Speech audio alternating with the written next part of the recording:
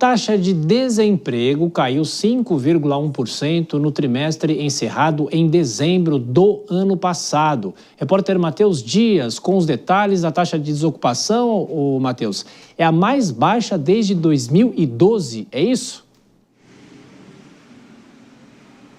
É isso, Thiago. Boa noite novamente para você, boa noite a quem nos acompanha. No caso, então, o IBGE lançou esses dados hoje, que comprovam a taxa do desemprego, pegando como referência o último trimestre de 2025, os últimos 3 meses do ano, e que apontam que o desemprego, então, no país hoje está em 5,1%.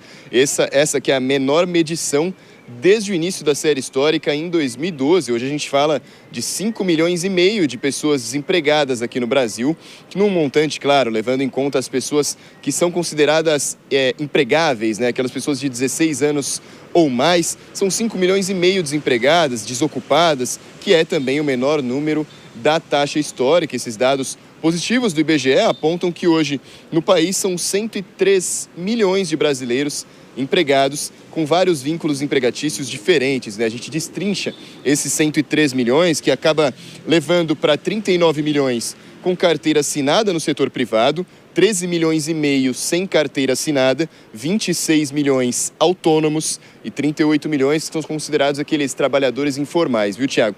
Todos esses dados são os maiores da história desde o início, né? No caso, o desemprego é o menor da história, mas também a questão da empregabilidade é a maior da história. Isso mostra que o país passa por um momento de mercado aquecido e, claro, gera como consequência menos pessoas desocupadas, desalentadas, buscando ali por empregos no país. O que acompanha também esse crescimento econômico é a média salarial que em 2025 também foi verificada pelo IBGE e chegou a R$ 3.613, essa média por mês dos funcionários. E isso foi maior também do que os 3.440 que eram em 2024, fazendo com que em 2025 o salário ganho por esses funcionários, essas pessoas empregadas, chegasse a um montante de 367 bilhões de reais, que também é o maior número da série histórica, viu, Thiago? Isso, os números divulgados nessa sexta-feira, até daqui a pouquinho, Matheus, Denise Campos de Toledo, para traduzir. É claro que um índice baixo, o menor índice desde 2012.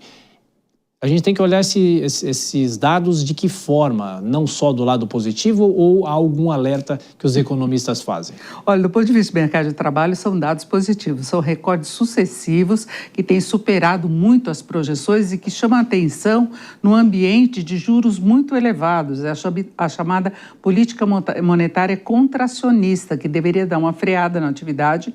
No final das contas, a economia cresceu mais do que era esperado no ano passado e teve toda essa força do mercado de trabalho, não apenas em relação à geração de vagas, mas também em relação ao aumento da média de salários, da massa salarial. E aí vem a preocupação do Banco Central, que cita sempre essa resiliência do mercado de trabalho, porque isso pode representar uma força adicional para a demanda. E quando há demanda, pode ser mais difícil se controlar a inflação. Agora, no entanto, é bom lembrar que nesta semana mesmo, ontem, o CAGED, que mostra apenas o que acontece com o emprego formal, já mostrou uma desaceleração. A geração de vagas formais alcançou o pior número desde 2020, veio menor do que no ano passado e o mês de dezembro registrou um corte líquido mesmo de vagas. Tem a questão da sazonalidade, aquela dispensa dos funcionários contratados apenas para o final de ano. Neste começo de ano, deve prosseguir essa questão da sazonalidade.